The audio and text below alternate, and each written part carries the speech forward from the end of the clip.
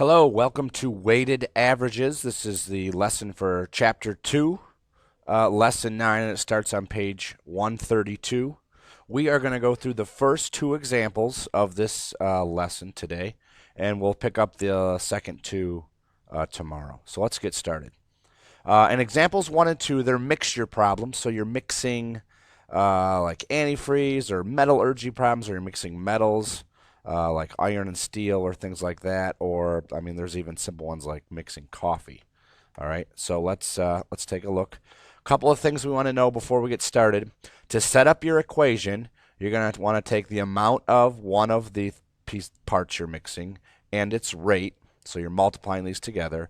You're going to add that to the second substance, the amount times the rate, and you're going to set that equal to the new amount and your new rate.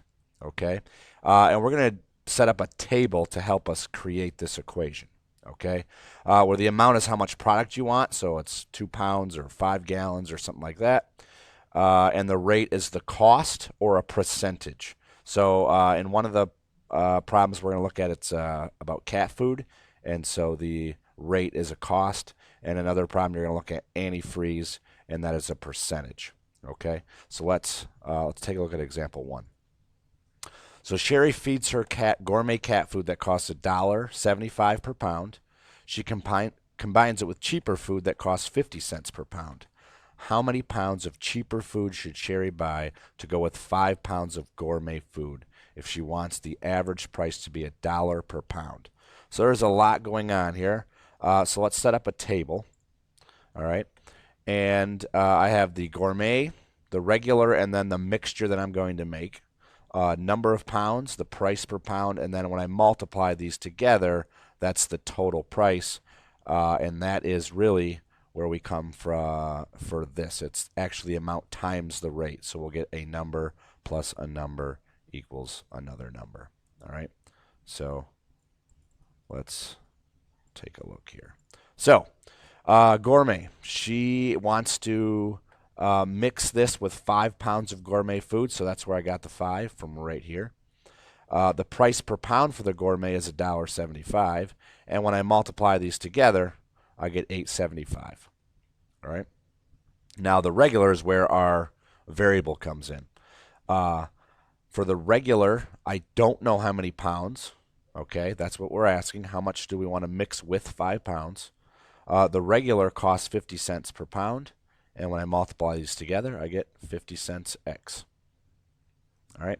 Now, the number of pounds actually is going to be adding these together. 5 plus X, we don't know. Okay. The price per pound, the new price per pound is $1. And when I multiply these together, I get a distributive property expression. $1 times 5 plus X. Just like I got these. I multiplied that by that, multiplied that by that to get that, and I did the same thing here. Okay, now we set up our equation. This goes back to that first page where it's the amount times the rate plus the amount times the rate equals the new amount times the rate. So that looks like that. So part 1 plus part 2 equals the new mixture. Okay, and on the next slide, I'm going to solve this for you. So here is our equation from the last slide. We are going to distribute. We're going to move this 50 cents X over here to get 50 cents X. I'm going to subtract 5 from both sides to get 375. I'm going to divide both sides by 50 cents, which is like multiplying by 2, which gives me $7. This is pounds, so 7.5 pounds of cat food. Okay? So let's take a look at one that involves percentages instead of a price. That's example 2. Percent mixture. So a car's radiator should contain a solution of 50% antifreeze. Brad has 2 gallons of 35% antifreeze.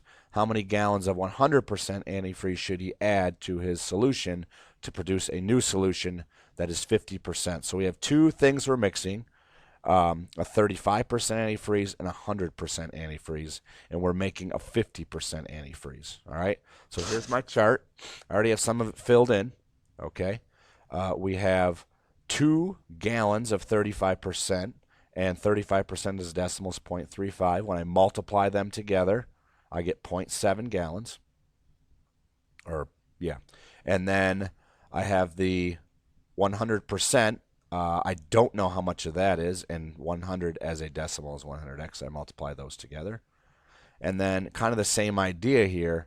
How much of this, how many gallons am I going to need? 2 plus x. And then here, we want to produce a 50% antifreeze. Okay, so that's this times the 50%. Okay.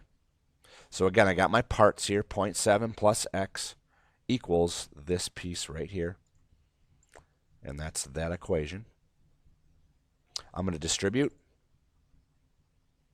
I'm going to move this 50 cents x that way to get 50 cents again, or 0.5 gallons actually. I'm going to move this that way. 1 minus 0.7 is 0.3. When I divide by 50, I get 0.6 gallons, so a little more than half a gallon of antifreeze of the 100% mixture to make that 35% mixture a 50% mixture. All right. Now, what we're going to do is 2 problems. I have the table set up for you, so let's take a look at them. All right. Here's a coffee problem. I want you to pause your video and try this problem out. Okay. Number of pounds that can be in here. And we're mixing. Okay. Prices are up here. Okay. And don't forget to multiply across for your total price. All right. Then pause this and do this one.